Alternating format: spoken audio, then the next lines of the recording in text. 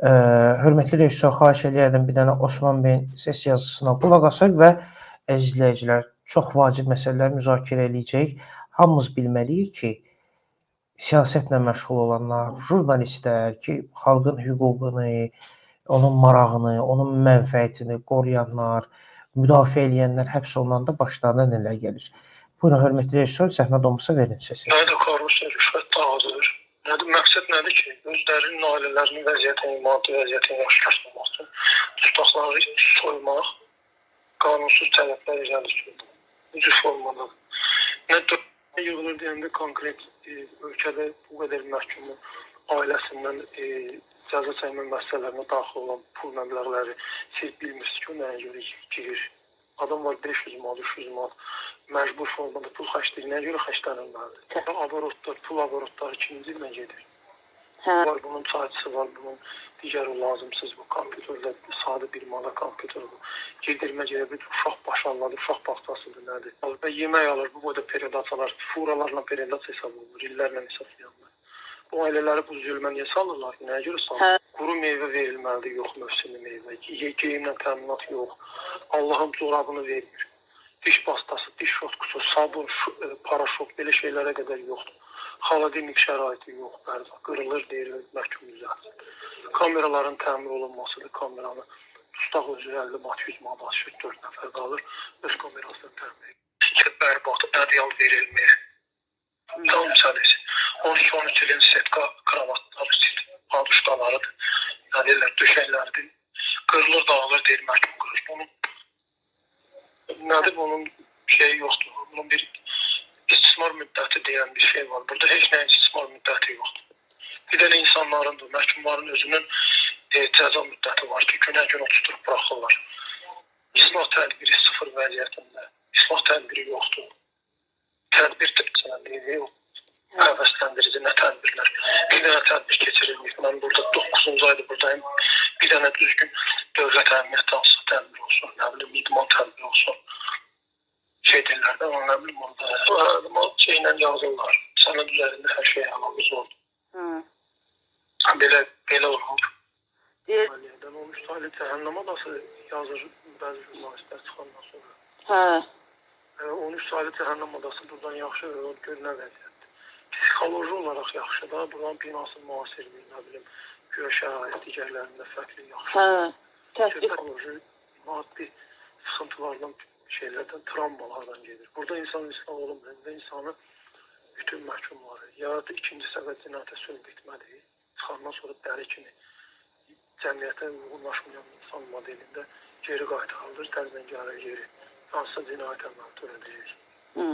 Yəni, dövrdə əsəb nervidir. Tək bu deyiliyim və penitensiya sistem xarabdır. Gedir rəisin yanına, rəis orada yalana. Yaxşı, bu protokollaşdırılmaqla ləğv edilməlidir. Gəlir ərizədə hər hansı bunlar yazılan, xoşa gəlməyən ifadələr varsa, bəhanə əsas odursa, bunu yazan şəxsə izah olunmalıdır, deyilməlidir, yoxsa yox, aktda iştirak eləməlidir. Mənim məktubum cırılırsa, sən mənim məktubum öz başına cırıb adını qoyursan ki, təhqir var burada.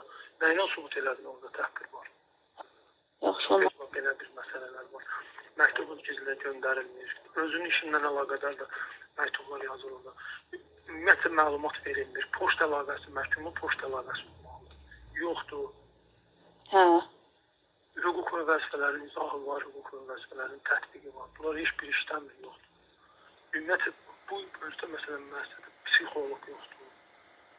Məsələn, istəyir ərzəsini əlbəəl ərzə verə bilmir. Qutuya atırlar, qutuda da sabah iştirat olma bilmir. Nə ilə subut eləmək olar ki, mən məktub atmışam qutuya, aktlaşmır, rəsmiləşmir, qol çəkik, təhvil təslim yox, bir şey yox. Yəni, məktubda deyəcək olaraq göndərmir. Atmıyorsun deyəcək. Yoxdur olsa götürərdik, yox idi axı orada. Hadisə digər. Yəni, bu kimi biabırçı insan istəyir gələnlər. Avropa təcrübə gətirir Azərbaycan penitensiarına. Avropaya Rusiyanın təcrübəsindən çıxa bilmirlər. Rusiyadakı o işgəncə metodları, fiziki işgəncələr indi mənəvi işgəncələrlə əvəz olunur. Nə hərəkətlər var, nə addımlar var, hamısı pula hesablanır. Çıxır, var, hamısı pula hesablanır. Çıxır, yaxşı, Allah'a əmanət. Təşəkkür edirəm efir rejissoruna. Bir dənə işgəncələri burada qeyd edeyim və başlayaq. Mənəvi. Hörmətli izləyicilər, yeni qoşulanlara salamlayıram. Efiri bəyənin və paylaşın. Əziz izləyicilər, yəqin ki, siz də qulaq asdınız, eşitdiniz. Çox vacib nöqtələrə toxundu burada. Birincisi, Osman bəy, Nərimanoğlu Rzayev, demokratik.az saytının rəhbəridir, redaktorudur. Onu da, yəni xalqın problemlərini, ölkədəki korrupsiya, qanunsuzları, özbaşınalıqları işıqlandırdığına görə şərləyib həbs ediblər. Burası bəlli, burası məlum. Amma çox vacib nöqtələrə toxundu ki, mən istəyərdim ki, əslində hər bir Azərbaycan vətəndaşı bu həqiqətləri bilməlidir. Hər bir. Çalışın bunu müzakirə etməklə çevirin. Çayxanalarda da danışın. Xeyirdə, şərdə, məhəllədə, dükanda, iş yerində, harda oldu ki, insanlar bilməlidir ki, ölkədə nə baş verir. Birinci toxunduğum məsələ türmələrdə pul yığılması. Ümumiyyətlə, hakimiyyət öz əlində olan bütün resursları xalqın əlindən olan son qəpiyə qədər bütün vəsaitlərin sümürüb alınması üçün istifadə edir. İstisnasız. Fərqi yoxdur. İstəyir bu məhkəmə olsun, istəyir prokurorluq olsun, istəyir bələdiyyə olsun, icra hakimiyyəti olsun, təhsil nazirliyi olsun. Heç fərqi yoxdur. Məxsus olaraq penitensiar xidmətdə bu necə baş verir? Bunu necə eləyirlər?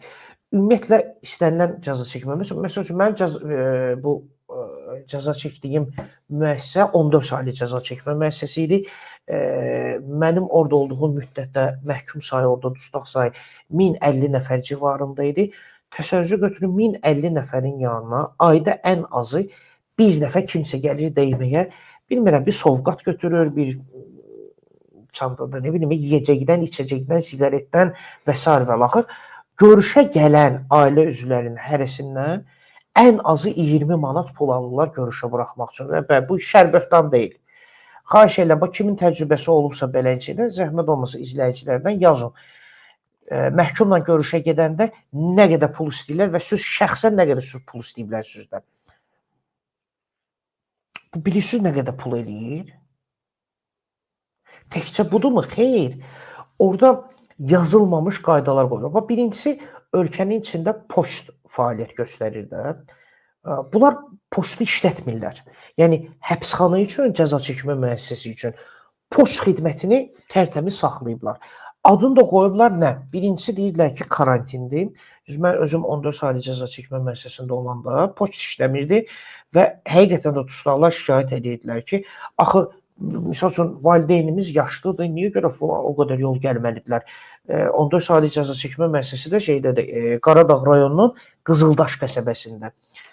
İndi, hələ bir ki, hər yanda cəza çəkmə müəssisəsi qutarıb, bir dənə ora qalıb, özüm Şovalanda qeydiyyatda ola-ola, Xəzər rayonunda 16 saylı, üzr istəyirəm, 17 saylı cəza çəkmə müəssisəsi var. Qonşu rayonda, Sabunçuda 16 saylı cəza çəkmə müəssisəsi var, amma bunların heç biri hakimiyyət üçün fərq eləmir. Mütləq gedib Qızıldaşda, karyerlərin arasında, tozun torpağın içində, ilanın mələdiyi və su olmayan yerdə cəza çəkməlisən. 14 saylı cəza çəkmə müəssisəsində poçt xidməti əvvəl karantinlə bəhanə edirdilər. O ki, artıq karantin qutarıb axı. Niyə poçt xidmətini işlətmirsən? Niyə açılmır? Şəxsən mən özüm orada deməli müəssisənin rəisi Namiq Qocayev idi, polkovnik, ədliyyə polkovniki. Mən getdim, onun məsələni qaldırdım ki, poçt xidməti niyə açılmır? Açılmalıdır ki, tutaqlar rahat şəkildə, yəni valideynlər, ailə üzvləri poçtla sovqatı göndərə bilsinlər. Nəyi bəhanə edir? Deyir ki, arasında narkotik qoysalar, göndərsələr, ona kim cavabdeh olacaq? Elirlər də, bax, sən cavabdeh ola bilərsən. Mən başa düşmürəm. Orada rəisin özünə dedim ki, kim narkotik qoyacaqsa, cəzasını alacaq, gedib həbsini yatacaq. Onun poçta nə dəxli var? O qədər qətillər baş verir mətbəx bıçağı ilə. Nədir mətbəx bıçağını istehsalatdan çıxarır, satışına qadağa qoyur. Bu hansı məntiqdir? Yox, bunu niyə görə eləyirlər? Çünki poçtla ucuz başı gəlir. Poçtla gələn bir qutu gəldi, bağlamadır. Kimdən pul alacaq? Kimdən pul istəyəcək buna görə? Heç kimdən. Tustağa deyəcək ki, pul ver, bu qutunu verim sənə. Tustaq üçün pul aradan, orada işləyib pul qazanmır. Mən orada başa sala bilmirdim. Orada indi həbsxananın cəza çəkmə müəssisəsinin rəisi, müavinləri var idi və yaxud da orada əməliyyat şöbəsinin rəisi və s. və mən onlara izah eləyə bilmirdim ki, ay kişi, sən burada tutuqlardan pul istəyənməsən, tutuqlar burada işləyib pul qazanmır. 5 manat ver, 1 manat ver, 10 manat ver. Bütün cəza çəkmə müəssisələri, digər bu dövlət strukturları olduğu kimi sırf insanlardan pulu sümürüb almaq üçün istifadə olunur. Növbəti çox maraqlı məsələyə toxundum ki, insanları həbs eləyəndən sonra bu ailə ilə görüşməkdir, ümumiyyətlə ailə ilə ünsiyyətdir, telefonla əlaqə saxlamaqdır. Ümumiyyətlə ailə gəlir görüşə, şüşənin arxasında görüşə bilərsən. Niyə? Niyə? Deyir, karantindir. Hansı karantin? Hansı karantin? Allah lənət eləsin. Bu Covid-i çıxardanan da, götürüb Azərbaycana onu urcaq eləyən də. Bütün dünyada Covid qutarıb. İlham Əliyev 2 əli ilə yapışıb ki, yox, karantin. Niyə görə? Xalqın anasını bax bu cürlə qapalı rejimdə ağlatmaq üçün.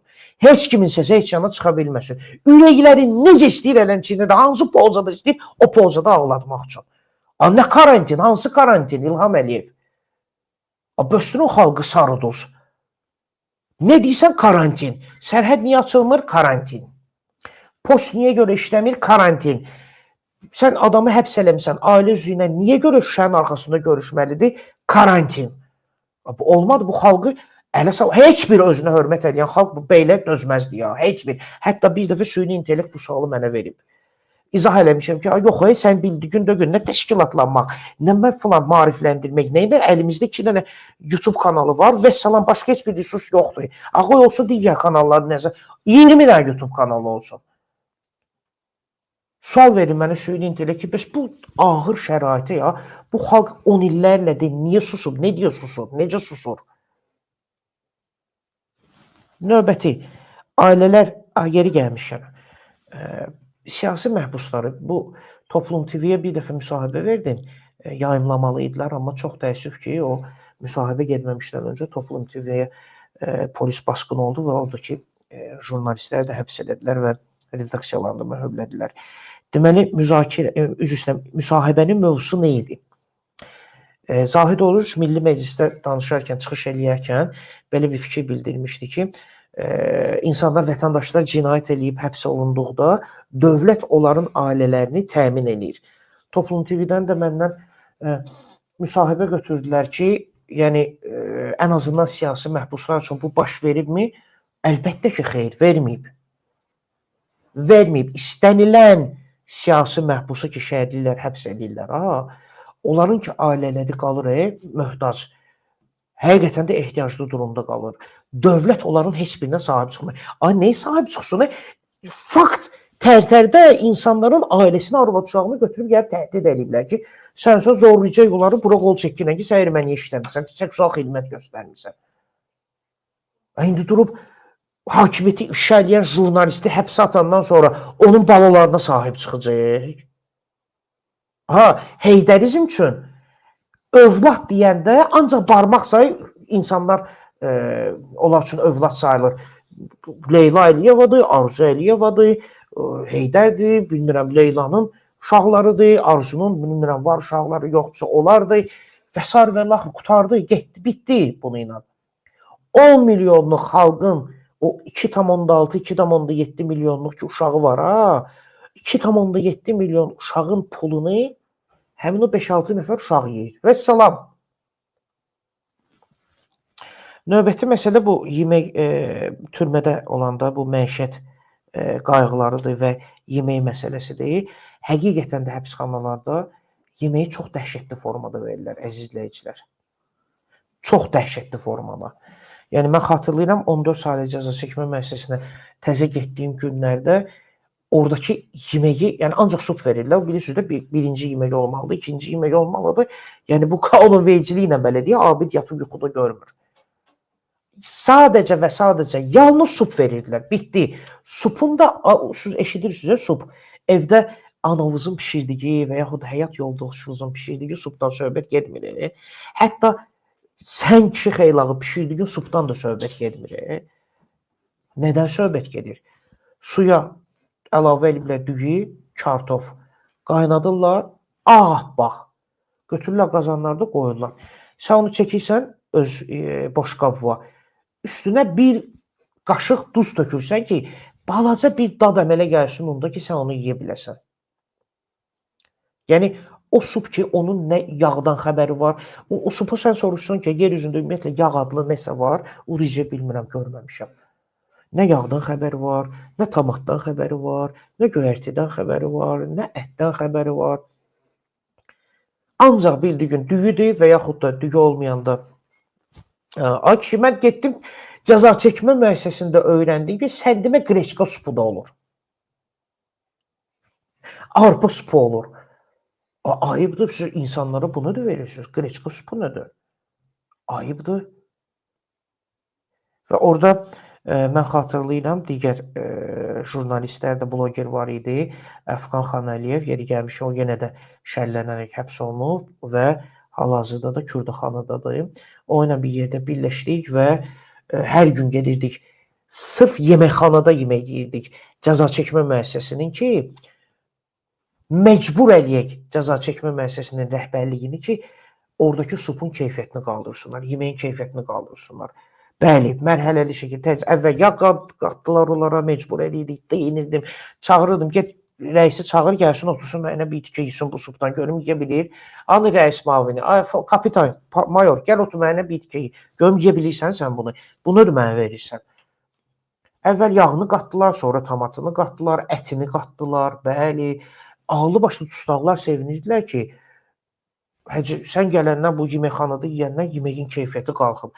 Hətta axırıncı mərhələdə tələb elədik ki, gedib yox, mən 1 manatlıq göyərti alacağım, götürüb verəcəm. Doğruyun, atın, hər qazanın içinə bir çimdik, bənəncini atın, görsənsin, dadı çıxsın.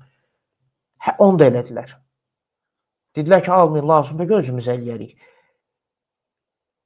Sən insanları həbs eləmsən, sən onu ancaq azadlığını əlindən ala bilərsən, sən onu insanlığını əlindən ala bilməzsən. Yəni, kül o dövlətin başına ki, cinayətkar belə olsun, belə vətəndaş deyək, kül o dövlətin başına ki, vətəndaşına düyünü, kartofu ağ suda qaynadır, verir sup əvəzi. Elə dövlət olmur. Vallahi bu, mən bilməm, bəlkə hərbi əsirlikdə, 2-ci Dünya müharibəsində bəlkə elənçini yeməyi veriblər. Sonra məişət qayğılarından danışdı. Bu döşəkdir, yastıqdır və s. və laxır. Düz deyir. Cəza çəkmə müəssisələrində yalnız və yalnız insanın istifadə müddəti var. Bitdi. Ki, bu adam, misal üçün, 2026-cı ildə avqustun 5-i azadlığa çıxacaq. Bura qədər bu cəza çəkməlidir. Bitdi. Orada nə döşəkdir, nə yastıqdır, nə ədyaldır, nə çarpaydır. Heç nəyin istifadə müddəti yoxdur. Sonsuz, müddətsizdir. Və dustaq gəlib düşəndə cəza çəkmə müəssisəsinə dövlətin borcudur. Bu deyirlər, cəza çəkmə müəssisəsinin rəisidir ki, mən rəisim, mən neyini vermirlər, mən hardan vermişəm, get başına çağırıq yenə. Deyirdim ki, mən sən maraqlandırmırsan, mənim tərəf müqabilim, sən döyürsən. Azərbaycan adlı dövlət varsa əgər, həmin dövlətdir mənim müqabilim. Gəlsin, dövlət cavab versin mənə ki, buna döşəkdir, buna yorğandır, buna ədyaldır, buna yastıqdır, buna çarpayıdır, buna baraqdır, buna kameradır. Dövlət bunu həll eləməlidir. Bunu götürüb hansısa dustaqla cəza çəkmə müəssisəsinin rəisi səviyyəsində olacaq bir məsələ deyil ki. Həftələrlə, aylarla su yoxdur cəza çəkmə müəssisəsində. Başa düşmədim. Bu sən insanları həbs eləmirsən. Yığmısan bir yerə ki, burada cəza çəkməlisin. Bunların cəzası susuzluq ola bilməz. Bunların cəzası antisanitariya ola bilməz. Bunların cəzası it pamoyu ola bilməz. Mal yalı ola bilməz. İt yalı ola bilməz. Bunların cəzası.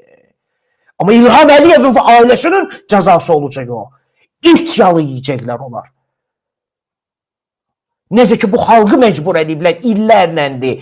İt kimi sülənə-sülənə yaşasınlar. İlham və ailəsi o it yalına möhtac qoyulacaq. Bəli. Sən ola bilməz ki, 10 milyon xalqı belədən belə də sarıyasan, belədən belə də sarıyasan. Sonra gedib hardasa xoşbəxt həyat sürəsən. Heç nağıllarda da belə şey olmur. Özləri bilə-bilə cəza çəkmə müəssisəsində gələn dustaqlara istifadəyə yararsız, cırıq, cındır döşək, ədyal, yastıq verirlər ki, düşünlər, xoşuna gəlmir, 10 manat ver, yaxşı döşək verək sənə. Bəli, buradan da pul qırmaq üçün. Başa düşdünüz? Halbuki o Matriça kinosunda var, güya o robotlar insanları yetişdirirlər və onlardan batareyka kimi istifadə edirlər. Bu təşbihdir də, bənzətmədir. Bugün İlham Əliyev və Heydərizm hakimiyyəti sən vətəndaşa o cür baxır. Məsələn, mən necə eləyim ki, sən vətəndaşdan daha çox pul əldə edeyim, daha çox gəlir əldə edeyim. Sən o pulu necə qazanırsan, balalarını necə dolandırırsan, sənin üçün götürdülər həbsxanaya 50 manat, 10 manat, 20 manat döşəkdir, ədyaldır, sudur, bu problemləri həll eləmək üçün pulu verdilər. Ondan sonra sənin ailən nə yiyəcək, nə dolanacaq? Bu başı batmış Azərbaycan adlı dövlətdə heç kim maraqlandırmır. Ümumiyyətlə Azərbaycan adlı dövlətdə nəinki bir qapıya, bir pəncərə, bir nəfəslik və bir fortuçka belə tapmazsınız ki, oranda görürsünüz ki, xalqın sözünə, dərdinə qulaq asıb orada kimsə hansısa bir məsələni həll eləsin. Xalqın dərdinə yansın. Yoxdur ümumiyyətlə. Yoxdur. Azərbaycan adlı coğrafiyada dövlət adında institut yoxdur. Olsaydı, vətəndaşını ityalı dizdirməzdi. Kül olsun o dövlətin başına. Elə dövlət olmasa ondan yaxşıdır. Davam eləyək. Sual, yaxşı bir dənə sual qoyur ortaya ki, ümumiyyətlə həbs cəzası, həbsxana insanı islah edirmi? Penitensiar sözü səhv eləmirəmsə, səmimi peşmançılıq mənasındadır, yəni tərcüməsi. Və ümumiyyətlə bu həbsxanalardır, penitensiar xidmətdir, cəza çəkməli və s. Bunlar ona görə quraşdırılıb, icad olunub, kəşf olunub ki, cinayətkarlar orada islah olsun. Amma bugün gəlin baxa görək ki, Azərbaycanda həbsxanada yatan dustaqlar orada islah olur, yoxsa olmur. Orada sən necə islah ola bilərsən ki, evində kranı açırsan, su gəlir. Ayaq yoluna gedirsən, əl üzvü yumağa suyun var. Amma gedirsən cəza çəkmə müəssisəsinə, orada su yoxdur. Orada heç nə yoxdur ümumiyyətlə. Valla o Kürdəxanı təcridxanası var, şu alanda da Kürdəxanında da 16 nəfərlik kameralara 28-30 nəfər adam doldururlar. Olur ki, kamera 4 çarpayı var, 12 nəfər adam salırlar ora. Ki, öz aranızda razılaşın, növbə ilə yatarsınız. O sizin probleminizdir. Gedin, siz öz probleminizi özünüz həll eləyin. Bəli, bu gördüyünüz İlham Əliyevi belə şeylər maraqlandırmır. Sən insan olaraq itdamında yatacaqsan, çarpayda yatacaqsan, üzr istəyirəm, tuvaletin qapısının ağzında yatacaqsan, harada yatacaqsansə, İlhamı və onun hakimiyyətini maraqlandırmır. Çünki sən onlar üçün insan da döyürsən. Sən onlar üçün heç kərpic də döyürsən. Kərpicin də bu İlham Əliyev üçün və Heydərizm üçün qiyməti var. Amma sənin yoxdur. Düşmən necə olmalıdır? Vacibdir ki, çıxsın İlham Əliyev 31 dekabrda saat 12-dən əvvəl çıxır, müraciət edir. Orada açıq tekstlə xalqı 18 polis ifadələrinin, küçü sözlərlə təhqir eləsin. Niyə sözlə təhqir eləsin? Fakt əməldə sizin təsəvvür eləyə bilmədiyiniz ən xəstə təxəyyülün belə təsəvvür eləyə bilməyəcəyi mundarçılıqları, əziyyətləri bu xalq elə bunlar verir, ilham verir, onun hakimiyyəti verir. Sözə nə hacət? Nə hacət sözə? Davam eləyirik. Yaxşı bir nöqtəyə toxundu. Dedi ki, insanlar burada daha da vəhşiləşir. Bəli, əmin olun. Mənim həbs yatdığım müddət ərzində mən başa düşdüm ki, həbsxanaya girən insan heç vaxt silah ola bilməz. Azərbaycanda həbsxanadan söhbət gedir. Heç vaxt silah ola bilməz. Elə eləyər ki, əlindən gələni eləyər ki, oğurluq eləyəndə, bilmirəm, cinayət eləyəndə ilişməsin, tutulmasın. Heç yanında iz buraxmasın ki, təzədən gedib o cəza çəkmə müəssisəsinə düşməsin. Və yaxud da tutulsa, polisə pul basıb, işi bağlatdırsın ki, gedib prokurorluğa çıxmasın ki, bu həbs cəzası yatmasın, gedib türməyə düşməsin. Bunlar mümkündür, bunlar eləyəcəklər. Amma insan islah olsun həqiqətən də, o mümkündür. Axı, orada islah edici heç bir proqram yoxdur. Orada öz aləmlərində bir sürü neyinlə islah fikirləşirlər ki, qoy bunlar 2 ay su üzü görməmiş tualetdən istifadə eləsinlər, o ağıllansınlar. O bilsinlər ki, cəza çəkmə müəssisəsi pis yerdir və bura qayıtmaq olmaz. Valla onlar başa düşürlər ki, cəza çəkmə müəssisəsi pis yerdir və əllərindən gələni də eləyəcəklər ki, orada dayağa yetməsinlər. Amma ona görə yox ki, onlar islah oldular. Yox, onlar orada vəhşiləşdilər. Bəli, həqiqətən də sözün əsl mənasında Azərbaycandakı cəza çəkmə müəssisəsində cəza çəkənlər vəhşiləşir. Onlar islah ola bilməzlər. Növbəti, yeri gəlmişkən bu çox vacib bir nöqtədir. Həbs olunan siyasi məhbusları, fərqi yoxdur, siyasətçi olsun, jurnalist olsun, ziyalıları. Çünki bilirsiniz ki, siyasi məhbusların arasında şair də var, yazıcı da var. Ziyalıları həbs eləyəndə bunlar harda saxlayırlar? Baxın, belə deyək də, indi biz azadlıqda olanda əlbəttə ki, indi bir yazıcı Ağsuda vaxtında, normal vaxtında ailəsi ilə yaşayır, o heç. Ağsuda vaxtında özü kimi ziyalılarla, dostları ilə gedər, oturar, bir çay içər, bir çörək yeyər, bir müzakirə eləyər. Həbsxanada kifayət qədər ziyalı var. 2-3 nəfər elə Harvard məzunu var, Oxford məzunu var, fəlsəfə elmləri, fəlsəfə doktorları var, iqtisadiyyat üzrə də, tarix üzrə də, siyasət üzrə də, fəlsəfə üzrə də və s. və axır. Kifayət qədər Azərbaycan xalqının həbsdə olan ziyalısı var. Bunları elə eləmək olarmı ki, misal üçün 5 jurnalist bir kamerada qalsın, 10 siyasi məhbus və yaxud da dindarlar özləri də siyasi məhbusdur, çünki onlar dini əqidələrinə görə şərlənərək həbs olunurlar. Misal üçün 16 nəfərlik kamerada 16 nəfər elə dindar qalsın. Eləmək olarmı? Olar. Eləyirlərmi? Xeyr. Bəs bu ziyalıları kimi ilə saxlayırlar həbsdə? Narkomanlarla. Hansı narkomanlarla? O narkomanlarla ki, o qədər narkotikdən istifadə ediblər ki, ağızlarındakı dişlər tökülüb, bir maksimum 2 dişi qalıb ağzında. Bədənlərində yara irin eləyir, irin axır. Əllərində, qollarında, ayaqlarında, budlarında, baldırlarında. Yəni bildiğin açıq yaradır, irin eləyir və irin axır o yaradan. Və onlara da heç bir tibbi xidmət göstərilmir. Ziyalıları bilə-bilə o narkomanlarla, o İngiliscə riff-raff deyirlər, cəmiyyətin belə deyək də, belə ən zərərli, infeksiya dolu. Axtarsan onda hepatit də var, bəlkə spid də var, sifilis də var, nə bilim, bütün bu dəri zöhrəvi, qan infeksiyon xəstəlikləri bu adamlarda olar. Niyə? Çünki özlərinə yazıqları gəlmir. Harada əllərinə düşüb, hansı şpirislə oldu, iğnə ilə oldu, özlərini narkotik vurublar, yeridiblər. Bunlarla bir kamerada qalmaq, əzizləyici, sən bilirsən, bir jurnalist üçün, bir siyasetçi üçün nə boyda bir dəhşətdir. Bunlar söz başa düşmür ki, bunlar gedib 1 qram narkotik alıb bədənlərini yeritmək üçün arvadlarının sırğalarını, analarının sırğalarını oğurlamış adamlardır. Bilmirəm, evdən girib kaşlokdan, nə bilim, vazanı oğurladı, getdi, satdı ki, nasıl narkotik istifadə eləsin. Bunlarla bir kan, bunlar söz başa düşmür. Oturub bunlardan nə söhbət edeyim orada. Kimsə deyir ki, yaxşı da orada da maarifləndirmə iş apararsan. Kimi maarifləndirəcəm orada? Ne zarafat eləyirsiniz?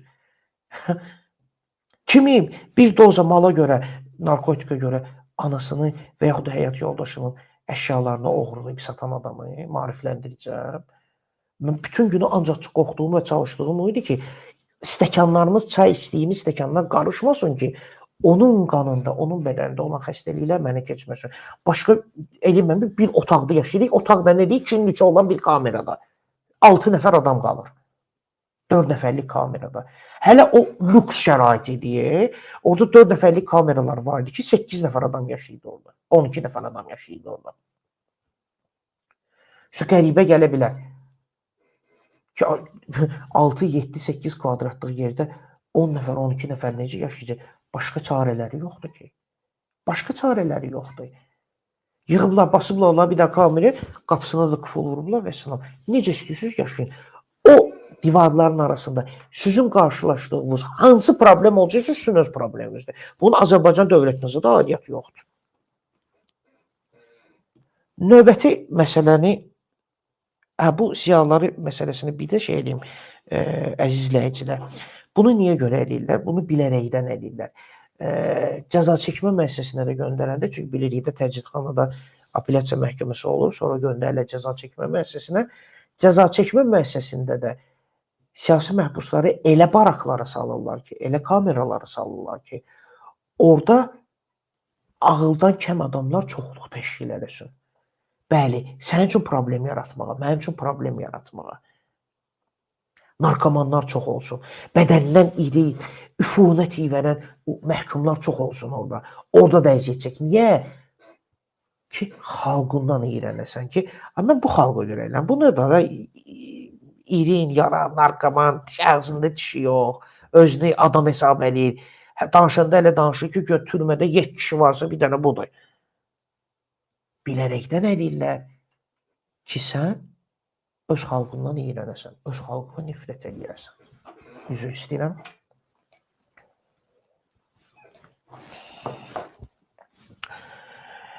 Növbəti məsələyə toxundu Osman bəy məktubların və bir də ərizələr haqqında. Çox düz buyurur. Mənim də şəxsi təcrübəmdə belə bir şey oldu. Deməli, Ali Məhkəmə işi qaytarıb apellyasiya məhkəməsinə. Mən apellyasiya məhkəməsində iştirak eləmək istəmirəm. Çünki bilirsiniz də, mən klinik ölüm keçirəndən sonra mənim bədənimin sağ tərəfində problem var idi. Yəni, hissiyyat yox idi, üzüm sallanırdı, əlim, ayağımda hissiyyat yox idi. Onun müalicəsini eləyirdim deyən. Yəni, bir gün sistem vurulurdu, yəni vena daxilinə, o birisi gün digər iynələr idi. B vitamin kompleksləri və s. Beyin qan damar dövranını yaxşılaşdırmaq üçün, əsəbləri sakitləşdirmək üçün və bir də qidalandırıcı. Deməli, mən ərizə yazdım ki, apellyasiya məhkəməsinə ki, mən apellyasiya məhkəməsində iştirak eləmək istəmirəm. Apardım, verdim, orada nizami hissə var, yəni hər bir cəza çəkmə müəssisəsində və yazın ki, bu ərizəni qəbul eləyin, zəhmət olmasa göndərin apellyasiya məhkəməsinə ki, mən iştirak eləməyim. Üstündən 3 həftə keçdi, bunlar bu məktubu göndərmədilər və mən məcbur oldum, salamlayıram buradan Aqil Layıcı vəkilimi. Zəng vurdum bunu ki, təcili dur qəbura. Bir həftədən sonra məhkəmədə mənim ərizəmə göndərmirlər. Məni aparacaqlar Kürdaxanaya, Kürdaxanada saxlayacaqlar 2 gün, 3 gün, 5 gün və Kürdaxandan tək adamlıq yerdə, maşında, qaz 53-də, yayın cırğacılığında mən xəstə adam niyə bu əzab zülmü çəkməliyəm? Niyə? Niyə? Mən Azərbaycan dövlətində neynəmişəm? Neynəmişdim mən Azərbaycana?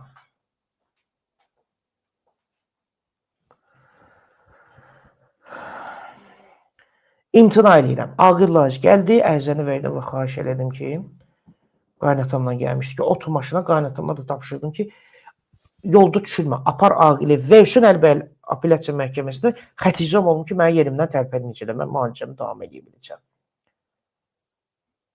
Niyə eləmirlər bunu? Sən əziyyət çəkəsən deyən, sən nəinki, xalqa nifrət eləmək üçün sən aparlar narkomanlarla bir yerdə cəza çəkdirirlər. Dövlətə nifrət eləmək üçün səni susuz tualetə göndərirlər cəza çəkmə müəssisəsində. Deyirəm, Namiq Qocayevə deyirdim ki, necə yəni, buranın suyu niyə yoxdur? Yəni, buradan bura Bakının nə qədər aralı Kürdəmirdə də öyle ki, yəni bir boru ilə bura su çəkmək olmur. Sən bilirsən, deyir, bu nəvədə pula başa gəlir. Deyir, başa düşmədim, kişi, Bakıdan İtaliyalı evində Bakı qazı yandırsın deyə, Bakıdan İtaliyaya Trans-Adriatic Pipeline boru xətti çəkilə bilir qaz göndərməyə. Sən öz vətəndaşlığınla təmin eləmək üçün 10, 20, 50 kilometr, 100 kilometr olsun. Sən bir dənə boru xətti 2 düymə, 4 düymə çəkib vətəndaşlığınla təmin eləyə bilmirsən. Kül olsun belə dövlətin başına. Kül olsun belə dövlət. Valla bilmirəm, deyəcəksiniz emosional danışır. Valla varsa elə bir dövlət, bir də misal üçün, Ermənistan belədir. Gürcüstan belədir. Yox, belə deyil. Bəs biz niyə görə bugün deyil? Çünki Azərbaycanla və Azərbaycanlılıqla heç bir əlaqəsi olmayan, bax, bu binamış İlham Əliyevdən ailəsi işğal edib bizi, qutardı. Səni adam yerinə qoymur, sən onca adam döyürsən, mən də onca adam döyürəm. Onun üçün adam ancaq ailəsidir. Bir də o nikahdan kənar doğuzdurduğu qızıdır və salam bitdi. Sən mən onun üçün adam döyürük ki, mənim övladım öldün olsun, qaldın olsun. Onun üçün nə fərq eləyər ki? Və bir də işgəncələrdən danışırdı. 2 saat tamam oldu. Mən Qurban bəydən də üzr istəyirəm. Rejissordan da tamamlayıram.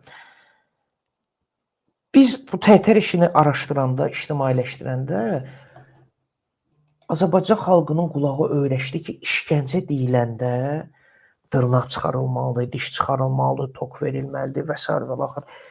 Bunlar işgəncədir, bu söz düzdür, amma işgəncə təkcə o deyil. Xeyr. Bugün həbsxanada, təcridxanada olan istənilən vətəndaş işgəncəyə məruz qalır. İşgəncə təkcə dırnaq çıxarmaq deyil. Səni salırsa təcridxanaya, kameraya salır. Cəza çəkmə müəssisəsinə salır. Orada su yoxdur əl üz yumağa. Mən üzr istəyirəm, amma tualetə təbii ehtiyacı ödəyəndən sonra su lazım. O hissəyə hələ gəlib çatmıram, hələ dişlərimi fırçalamağa. Səhər yuxudan durmusan, əl üzrə bir su vurmalısan da. Adam idi də bizdə. Amma it pişik küçədə yağışdan sonra əmələ gələn gölməçədə əl üzünü yuyur.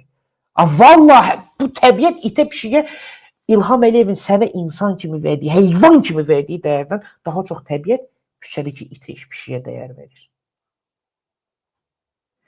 Küçədə, küçə iti yağışdan yaranan gölməçədə üzünü yuya bilir, əl üzünü yuya bilir. Sən, mən cəza çəkmə müəssisəsində o su yoxdur ki, biz üzümüzü yuyaq. Başa düşürsünüz bu nədir? Mənəvi işgəncə telefonla danışıqdan məhrum eləyirəm. Baxın, bu ailə üzvlərinin bərabər yaşamaq hüququ var da. İndi ailə məcəlləsi var, orada maddələr var. Tutaq ki, bir vətəndaş cinayət elədi, sən onun azadlığını əlindən aldın, təcrid elədin. Onun övladlarının günahı nədir ki, onlar atalarını görməsinlər? Belə dövlət olar. Deyəcək, hə, atası cinayət eləyib, bəli, başa düşürük bunu. Amma bu demək deyil ki, övladlar atanı görməməlidirlər. Ata ilə telefonla danışmamalıdırlar. Telefonlar monopoliyadadır bütün cəza çəkmə müəssisələrində. Ver pulumu danış. Pulun yoxdur, danışmağın da yoxdur. Həftədə bir kərəm, o da verirlər sənə ki, ancaq ev telefonuna zəng vura bilərsən. Ev telefonuna zəng vurursan, götürən oldu, danışacaqsan 5 dəqiqə. Olmadı, bitdi. Şansın qutardı. Xoş gəldin. Ailə gəlir Şuşanın arxasından. Niyə Şuşanın arxasından? Covid. Hansı Covid? Hansı karantin? Ya ailəvi görüş olmalıdır. Yəni 3 gün ailənin haqqı var. Dustağın da haqqı var ki, 3 aydan bir ailə gəlib 3 gün cəza çəkmə müəssisəsində bir otaq ayrılır. Orada qalmağa, bəli, ailənin bərabər yaşamaq hüququ var. Onu belə təmin eləmirlər. Təmin eləmək üçün böyük pullar tələb edirlər dustaqlardan. Akülü dövlətin başına ki, cibini balaca övladların, balaca balaların atasını görmək arzusu ilə şantaj eləyib pul qazanır. Belə dövlət olmur kişilər. Sən xəstəsən, səni sağlamlığı təmin eləmir. Səni həkimdən təmin eləmir. Müalicəvi təmin eləmir. Bu işgəncədir ki, nədir? Mən 3 gün qızdırmalı, 38, 39, 40, hər gündə qalxırdı qızdırmam. Məni müalicə ilə təmin eləmədilər. Adını qoydular ki, barakı təmirə saxlamışıq. Səhər tezlərindən 7-də hamı qalx komandası, tərk edirsən barakı, ta axşam saat 10-a qədər barak bağlıdır. Mən məcbur idim ki, hər gün soyuqda çıxım deyəlim, bayırda. Niyə? Çünki barakı təmirə bağlayıblar. Çayxanaya girirsən, tüstüsü var orada, sesi var, küyü var. Yaxşı, mən biz harada oturmalıyam, bu soğuqda qalmalıyam və getdikcə də temperatur qalxır. Vacib də elə dırnağımı çıxartsınlar. Soğuqda saxlayırlar məni, o işgəncədir də. Döşək vermirlər, taxtanın üstündə yatızdırırlar Kürdəxanın təcridxanasında. İlk 2 günü, 3 günü elə yatmışam. İşgəncədir də. Külü dövlətin başına ki, bir dənə döşək tapıb verə bilmir vətəndaşına. Özü azadlığını bu dövlət alıb əlimdən. Mən heç kimdən gəlib, sən ki, heç kimdən yalvarmırsan da, gəl mənim azadlığımı al əlimdən. Bu dövlətin başı xarabdır. Manyakdır, terrorist Azərbaycan dövləti. Vətəndaşını xoşbəxt görəndə elə bir dəliyə dönür. Sən xoşbəxt ola bilməzsən, sən bədbəxt olmalısan. Azərbaycan dövlətində vəzifəsi səni bədbəxt eləməkdir bir vətəndaş olaraq. Necə xoşbəxt edib səni? Yeri gəlmişkən, bu dostumuz Hacı Vəliyev, bu Gənc Qazilər İctimai Birliyinin sədri idi. Xatırlayırsınız, aprel ayının biri azadlıqdan məhrum olundu. Yəqin ki, xəbəriniz var. Hansı məsələdir? Deməli, Hacı Vəliyevi şəhidləyiblər, həbs ediblər. Onun bilirsiniz də sağ gözünü itirmişdi. Ümumiyyətlə söhbət təkcə Hacı Vəliyevdən gəlmir. Mən özüm klinik ölümü keçirtdim. Bir sutkadan sonra heç bir müalicə təmin eləmədən, heç də sıfır. Məni göndərdilər cəza çəkmə müəssisəsinə. Əvəz Zeynallı gözləri tutulma təhlükəsi ilə üz-üzə idi. Heç bir müalicə təmin olunmurdu. Xərçəng diaqnozu qoyuldu. Bu günə qədər də aşı azadlıq, gəl, buraxdı onu. Get harda ölürsən öl. Belə dövlət olar. Əvəz Zeynallı kimi kişini xərçəng diaqnozu ilə göt apar Tolla ailəsinin üstünə ki, gəl, aparın harda istəyir ölsün. Belə dövlət olar. Bu dövlətdir. Kül olsun belə dövlətin başına. Hansı addımı atdı dövlət ki, mən binamus dövlət olaraq Əvəz Zeynallını, sağlam adamı şərrədim, həbs elədim. Ümumiyyətlə, xərçəngin meydana gəlməyinin əsas faktoru stresdir. O stresi orada ilk 5 ay DTX-nın tək adamlıq kamerasında saxlayıblar. Nə telefon hüququ veriblər, nə zəng hüququ, nə ailəsindən görüş nədir. Heç danışmaq hüququnu belə verməyiblər. Nə əlaqəsə rüşvət də qoymuş adam boyuna, şəhidliysən rüşvətlə. DTX-la nə əlaqəsi var bunun? Niyə DTX-da tək adamlıq kamerada qalmalıdır? Niyə telefon hüququndan məhrum eləməlisən onu? Tutaq ki, mən cinayətkarım. Axı, ailənin də haqqı var mənimlə danışmağa. İlham Əliyevin ağzı hardan cırılıb ki, Azərbaycan ailələrini məhrum eləyir həyat yoldaşları ilə danışmağa telefonla. Balaları məhrum eləyir. Atasını gəlib cəza çəkmə müəssisəsində heç olmasa qucaqlamaqdan məhrum eləyir. Şüşənin arxasında gör. Hardan cırılıb İlham Əliyevin ağzı? Ona görə eləyir bunu İlham Əliyev ki. Çünki süni şəkildə xalqı süsləşdiriblər. Bütün etimadı iki adam bir-birinə etibar eləmir Azərbaycanda. Niyə? Fikirləşir ki, sabah gedər məni qoyar, hakimiyyətə təhvil verər, ya polisə satar, məni tutarlar. Vəssalam. Xalq məhfumu da bizə aldatmasın. Yəni, mənim məhkəməmə gəlib, mənim üzümə deyəmən qazilərdir, xalqdandır. Mən hökm verən şəhidliyib, o Rauf Daşdəmirov var, o da Azərbaycan xalqıdır. Yapon deyir ki, Marsdan gəlməyib ki, aydan enməyib ki, Azərbaycan xalqının nümayəndəsidir. Nətər olur, bu müdrik xalq da hamı deyir axı. Hani bu müdrik xalq niyə adam üzünə dayanır? Niyə adam şəhidliyir? Müdrik xalqın dövləti bəs niyə görə müdrikdir? Olmadı, belə şeyləri biz müzakirə eləməliyik. Olmaz. Yox, deyirsən, yox, dövləti tənqid eləmək olmaz. Bir oradan çıxır, mənim dövlətimə dil uzadan dilini qopardıram. Get işinlə gücünlə məşğul ol. İlham Əliyev sənin dövləti bələdən bələyə də eləyib, bələdən bələyə də eləyib. Kişiliğin çatır, bir dənə çıx sözdür ona. Çıx bir dənə, ona sənlik də görür. Hələ bir get Xanlar Vəliyevə sözdür. Get hələ bir dənə Bələdiyevə sözdür. Əyibdir. Olmaz. Bu dövlətin bu gündə olmağı sənin kimi mənə də təsir edir. Və yaxud da insanların laqeydliyi, süstlüyü sənin kimi mənə də təsir edir. Necə ki, İlham pisdir, hakimiyyət pisdir, onun çatışmayan yerlərini deyirik ki, bunu sən səhv verirsən, bunu düz eləmirsən, sən burada binamusluq eləyirsən. Gələk eyni şeyi dövlət üçün də eləyək, eyni şeyi xalq üçün də eləyək. O belə olmaz ki, hər şeyi müqəddəsləşdirək. Dövlət müqəddəsdir, buna söz demək olmaz. Xalq müqəddəsdir, buna söz demək olmaz. Bilmirəm, filan şey müqəddəsdir, belə eləmək olmaz. Onda neyniyək? Necə eləyək? Bu dövlət düzəlməlidir, yoxsa yox? Bu hakimiyyət dəyişməlidir, yoxsa yox? Öz başına dəyişməz. Bir dəfə xatırlayıram dostum, belə bir sual verdi mən ki, bu nə vaxt dəyişəcək bu hökumət? Nə vaxt dəyişəcək Azərbaycan? Çox gözləməli olacaq. Cavabı budur ki, əgər sən oturub gözləyəcəksənsə, ola bilər ki, 50 ildə gözləyəsən. Ola bilər heç o günü görmədən sən ölüb gedəsən. Ola bilər ki, övladını da görməsin o günü. Gözləməklə heç nə dəyişməz. Dəyişmək üçün gələk səbmən hərəkət eləyək. Özü birlikdə hərəkət eləyək, məqsəd yönlü hərəkət eləyək. Oturub gözləməklə, məsəl var da, ağlamayan uşağı pöpə vermirlər. Vəssalam. İlham Əliyev hakimiyyəti, Heydərizm.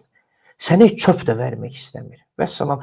Nə qədər bir ətrafınıza baxın da, görün, yaşadığımız məhəllədə, qəsəbədə, kənddə əlbəttə bu daha çox kənd yerlərinə aiddir. Ətrafınıza baxın da görün, dədə-baba, atadan, babadan qalmış həyətlərinin neçə nəfəri sənədləşdirə bilir? Yəni öz mülkiyyətini çevir. Onu da vermirlər. Vaxt şu alanda ata-baba yurdumuzu, həyətimizi sənədləşdirmək istəyəndə icra hakimiyyətində belə bir söz dedilər ki, İlham Əliyev şəxsən tapşırıb ki, şu alanda heç kimə sənəd verməyin, sərəncam və yaxud da çıxarış verməyin. İlham Əliyevin ağzı hardan cırılıb ki, mənim dədə-baba yurduma belə bir göstəriş versin? Hardan cırılıb İlhamın ağzı? Mehriban Əliyeva Şuvalanda 80 hektar yeri, ağlı başlı cəmaət orada daş karxanaları var idi, iş gedirdi. Gəldilər, bu ne deyirlər? Tor, dəmir tora çəkdilər belə, bu setkiyi aldılar, 80 hektar. Adını da qoydular ki, bura Mehriban Əliyevə məxsusdur. Eyni şey Zirə kəndində də elədilər. Və həmin karyerlər ki, həmin əraziyə düşdü, həmin karyerlərin böyüklərini, yəni onlar şirkətdir də, MMC-dir, sahiblərinə cinayət işi açdılar ki, siz Mehriban Əliyevanın yerində onun sərvətini talamısınız. İndi gedin birinə 800 min, birinə 600 min, birinə 1 milyon tas qoydular ki, gedin götürün ki, sizi 15-20 illik basmayıq içəri, məhv eləməyək. Belə dövlət olar. Bu başa düşmədim. Mehriban Əliyev atasının xarabasından gələndə Şuvalanda 80 hektar yer götürmüşdü. Mən özüm əslində tək mən yox, o qədər adam var Şuvalanda ki, adına bir qarış da torpaq yoxdur.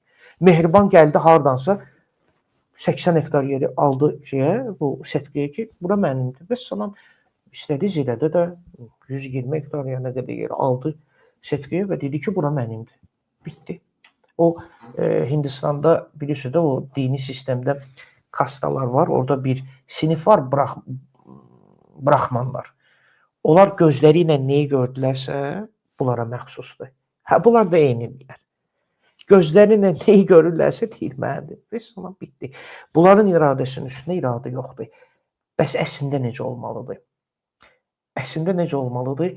İnşallah irəlidəki efirlərin birində mən istəyərəm ki, həqiqətən də bu xalq parlamentinin millət vəkillərinə, ümumiyyətlə ziyalılarla bu məsələləri tez-tez müzakirə eləmək lazımdır. Dövlət nədir, necə olmalıdır və necədir? Bir şey deyim sizə, bəzən biz hansısa bir məfhum haqqında fikir bildirmək istəyirik. Falan şey yaxşıdır ya pisdir. Misal üçün, dövlətimiz yaxşıdır ya pisdir. Azərbaycan adlı dövlət yaxşıdır ya pisdir. Hakimiyyət yaxşıdır ya pisdir. Biz bunu necə eləyə bilərik? Birincisi odur ki, biz həqiqəti bilməliyik. Ki, dövlətin həqiqəti nədir? Hakimiyyətin həqiqəti nədir? Həqiqəti biləndən sonra ki, misal üçün, dövlətin borcu xalqa, vətəndaşlara ləyaqətli həyat şəraitini təmin eləməkdir. Hüquq və azadlıqları qorumaqdır, təhlükəsizlik, daxili və xarici təhlükəsizliyi təmin edir və s. və laxır. Və sonra bu həqiqəti götürürük, bu kriteriyaları müqayisə edirik reallığına. Misal üçün, Konstitusiyada deyir ki, dövlətin birinci vəzifə borcu vətəndaşlara ləyaqətli həyat şəraitini təmin eləməkdir. Baxaq reallığa, ətrafımıza baxaq, özümüzə, ailəmizə baxaq, şəhərə baxaq, ölkəyə baxaq, ümumiyyətlə statistikaya baxaq ki, görək ki, dövlət həqiqətən də Azərbaycan xalqını layiq olduğu həyat şəraiti ilə təmin edirmi? Sizə sual verirəm, zəhmət olmasa yazın. Azərbaycan dövləti Azərbaycan xalqına ləyaqətli həyat şəraitini təmin edirmi? Hə, yox, zəhmət olmasa cavab verin. Ətrafınıza baxın. Yəni, həqiqətən reallığı müqayisə edib, özü üçün cavab əldə edin. Mən deyirəm ki, bəli, təmin eləyir. Azərbaycan dövləti Azərbaycan xalqının sənin vətəndaş olaraq layiq olduğun həyat şəraiti ilə təmin edir. Amma necə? Siz fikirləşirsiniz, axı mən buna layiq deyirəm. İşsizlik, acsız, mən evə gəlim, evdə uşaq məndən məktəb üçün çanta, geyim, şokolad istəyirəm, onu alıb verə bilmirəm. Bu necə oldu mənə? Məsələ burasındadır ki, burada əlbəttə sarkazm var. İlham Əliyevin nəzərində sən elə bu cür yaşamağa yox ha, sürünərək var oluşa layiqsən. Səni buna layiq bilir, elə bu ilə də təmin edir. Vəssalam. Bundan uyanası səndən məndən asılıdır ki, biz durub İlham Əliyevin qabağına, stolun üstünə qoyacaq ki, bizim ləyaqətimiz bu boydadır və sən bizi buna təmin eləməlisən, yoxsa yox. Bitdi. Bayaqki misalda elimizin qəşəng məsələləri vardı. Ağlamayan uşağa ləyaqətli həyat şəraiti təmin eləmirlər. Burada da belədir. Mən çox təəssüf eləyirəm, amma reallığımız budur. Bilirəm, bir çox insan fikirləşir ki, bu qədər bizim dövlət müqəddəslikdir, bayraqdır, vətəndir. Bunlar axı niyə müqəddəs olmalıdır? Dövlət mənim üçün niyə müqəddəs olsun? Niyə? Bunu müqəddəs eləyən bir faktor olmalıdır. Mənə qulluq eləyir, mənə xidmət eləyir, ona görə. Yoxsa mənə işgəncə verir, məni şərləyib həbs eləyir. Mən şərləyib həbs eləyəni mən necə müqəddəs hesab eləyim? Necə ona hörmət eləyim? O ki qaldı, bayraq var, gerb var, himn var. Vallahi Avropada futbol klublarının hamısında bunlar var. Bayrağı da var, gerbi də var, himni də var. Nəinki böyük futbol klublarında. Burada Almaniyada məhəllə futbol klubları var, məhəllə. Bələdiyyələrin, hər bir bələdiyyənin özünün gerbi də var, bayrağı da var, klubların da gerbi də var, bayrağı da var, himni də var. Yox, yox. Bax, təşəkkür. Zöhrab Səfərli yazır ki, dövləti müqəddəs edən onun vətəndaşına verdiyi dəyərlə ölçülür. Bəli, tamamilə doğrudur. Tamamilə doğrudur. Bunlar ona görə belə eləyirlər ki, sən öz dövlətinə nifrət eləyəsən və müstəqillikə nifrət eləyəsən. Və Allah uzaq eləsin. Yəni, bu normalda belə bir şeydir də. Bu, psixologiyada belə bir şey var. İndi biraz biədəb məsələlərimiz də var da. İndi əlimdən tutub, misal üçün, qələmi alırlar. Mən də görürüm, qayıtıram, mən deyirəm, sındırım. Mənə yox, sizə də yox. Elə bir məqam gəlib çata bilər ki, bu sosial partlayış elə bir fonda yaranar ki, Allah uzaq eləsin. Xalq fikirləşər ki, əgər bu dövlət mənə işgəncə verib, məni zorlayıb, öldürüb, qanımı batırmaq üçündürsə, bu dövlət olması ondan yaxşıdır. Elə qoy dağılsın. O nöqtəyə gərək çatmasın. Başa düşürsünüz? O artıq bizim üçün bir faciə olar. O ilə də hər şey bitər. Biz də əlimizdən eləməliyik ki, o yerə gəlib çıxmasın. İlham Əliyevə qalsa, o istəyir o yerə aparsın. Niyə?